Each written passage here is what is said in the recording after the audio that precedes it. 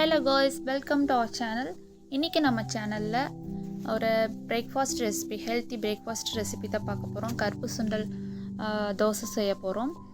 கருப்பு சுண்டல் தோசை அப்படின்னா அது கருப்பு சுண்டல், வெள்ளை சுண்டல், பட்டாணி இதெல்லாம் போட்டு நம்ம வீட்லேயே தோசை மிக்ஸ் வந்து ரெடி பண்ணியிருக்கிறோம்.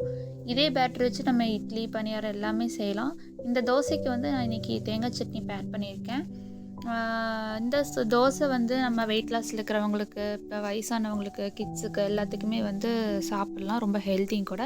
இப்போது அதுக்கு தேவையான பொருள் பார்த்துக்கலாம். தேங்காய், இஞ்சி, பூண்டு, கருவேப்பிலை, பச்சை மிளகாய், பொட்டுக்கடலை, மாவு, இந்த சுண்டல் மாவு, உப்பு தேவையான அளவு. இப்போது ஒரு தவா வச்சுக்கலாம். ஹீட் ஆனதும் நம்ம பேட்ரு வந்து எடுத்துக்கலாம். இந்த பேட்ரு வந்து நான் ஒரு 2 கப் வந்து மாவு எடுத்து தேவையான அளவு தண்ணி ஊற்றி ஒரு 4 ஹவர்ஸ் வந்து நான் இது ஊற வச்சுருந்தேன். கொஞ்சம் ஃபர்மெண்ட் ஆகி வரணும். நம்ம கொஞ்சம் கொஞ்சமாக மாவு எடுத்து ஊற்றி நல்லா முருகலாக வரணும். அப்படின்னா இன்னுமே மாவு கம்மி பண்ணி லேசாக மெல்லிசாக ஊற்றணும்னா சூப்பராக முருகலாக வரும். இன்றைக்கி நான் கொஞ்சம் இதாக தான் ஊற்றிருக்கேன். மூடி போட்டு மூடி வச்சு மீடியம் ஃப்ளேமில் வச்சு மூடி போட்டு வச்சுக்கலாம். ஒரு பக்கம் நல்லா முருகலாக வெந்து வந்ததும் திருப்பி போட்டு 2 பக்கமும் வேக வச்சு எடுத்துக்கலாம். நான் இது கிட்ஸுக்குங்காட்டி நெய் ஆட் பண்ணியிருக்கேன். நீங்கள் ஆயில் ஆட் பண்ணிக்கலாம். 2 பக்கம் வெந்ததுக்கப்புறம் எடுத்து வச்சுக்கலாம். இப்போ சட்னிக்கு வந்து 1 கப் துருவன தேங்காய் ஆட் பண்ணிக்கலாம். அது கூட வந்து 2 பச்சை மிளகாய், துருவன கப் தேங்காய் கூட 2 பச்சை மிளகாய் ஆட் பண்ணிக்கலாம்.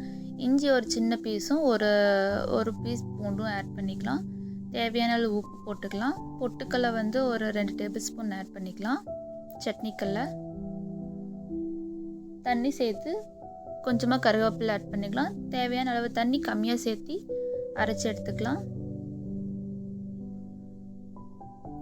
இப்போது சட்னிக்கு தாளிக்கிறதுக்கு ஒரு வாணலில் எண்ணெய் சேர்த்திக்கலாம். எண்ணெய் சேர்த்தி எண்ணெய் ஹீட்டாகி வந்ததும், எண்ணெய் கம்மியாகவே ஆட் பண்ணிக்கிங்க. ஹீட்டாகி வந்ததும்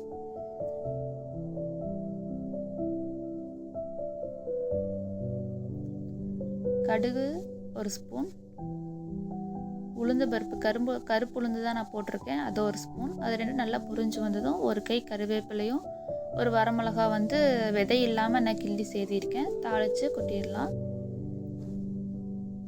இந்த தோசைக்கு வந்து கார சட்னி, கடலமொத்து சட்னி, அதாவது வேர்க்கடலை சட்னி, தக்காளி சட்னி இதெல்லாம் ரொம்ப டேஸ்ட்டு சூப்பராக இருக்கும்.